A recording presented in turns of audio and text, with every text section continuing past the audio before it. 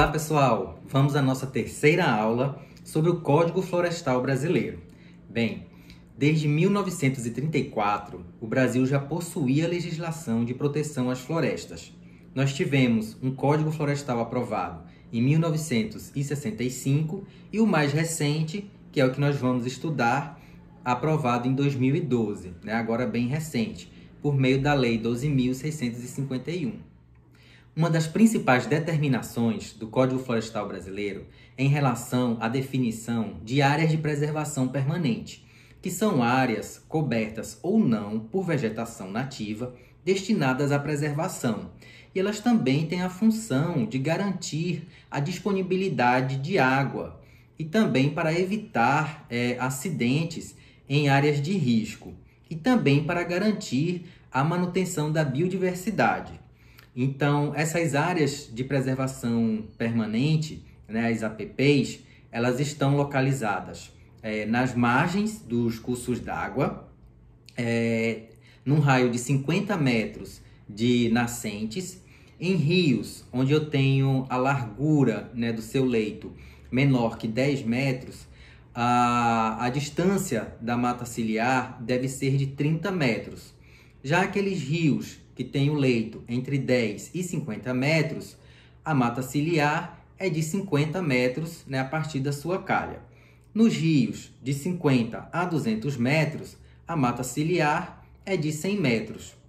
Nos rios de 200 a 600, a mata ciliar é de 200 metros e acima de 600 metros, os rios com acima de 600 metros, a mata ciliar é de 500 metros. As áreas no entorno de lagos ou lagoas naturais, elas também são áreas de preservação permanente.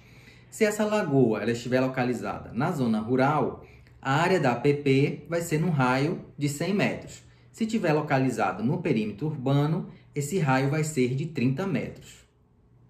Se o reservatório for artificial, ou seja, for construído a barragem e formado lago, seja para geração de eletricidade ou seja para piscicultura, a distância da APP vai estar descrita na licença ambiental do empreendimento.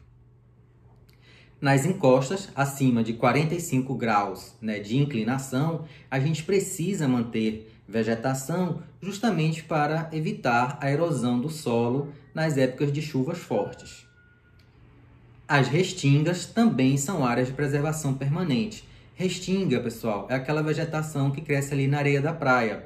E ela é importante justamente para poder fixar as dunas de areia e impedir o avanço do mar, como também para fazer a estabilização dos manguezais.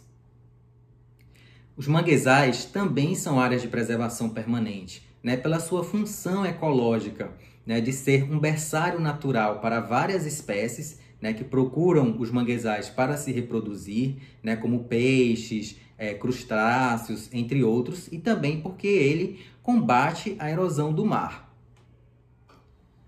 Nas bordas de tabuleiros ou chapadas, porque aquela vegetação ela serve também para estabilização, mas também porque são biomas bastante endêmicos. No caso aqui de Pernambuco, nós temos os brejos de altitude, que são essa vegetação que cresce nessas áreas com altitudes elevadas.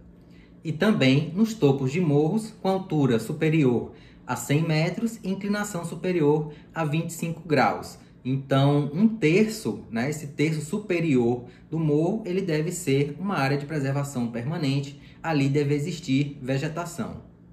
As APPs, elas não podem ser cortadas, E a intervenção nessas áreas, elas só podem ocorrer nas ocasiões de utilidade pública, de interesse social e quando for de baixo impacto ambiental. E para ocorrer a supressão nessas áreas de APPs, precisa de um decreto do governador autorizando o corte dessa vegetação. O proprietário rural que suprimiu vegetação na área de APP da sua propriedade, ele é obrigado a recompor essa vegetação.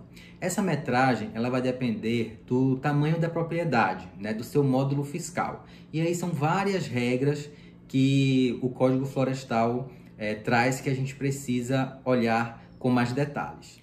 Além das APPs, o Código Florestal também traz as áreas de reserva legal. Então, toda propriedade rural, ela precisa manter essa área de reserva legal destinada à conservação.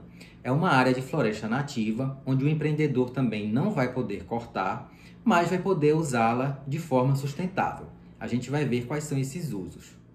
Ele pode fazer o manejo sustentável dessas árvores, né, o do uso da madeira, o uso de óleos, também apicultura, né, criação de abelha nessas áreas de reserva legal. O tamanho da reserva legal na propriedade vai depender em qual bioma brasileiro a propriedade ela está instalada. Se for na Amazônia legal, né, que compreende além dos estados da região norte, uma parte dos estados do Maranhão, Tocantins, Goiás e Mato Grosso, essa reserva legal ela deve ser de 80% da propriedade. Se for nas áreas de cerrado localizadas na Amazônia legal, esse percentual é de 35%. E se for nos demais biomas brasileiros, esse percentual é de 20% da área da propriedade rural. A localização da reserva legal em uma propriedade rural deverá levar em consideração as áreas de APPs existentes e as unidades de conservação no entorno.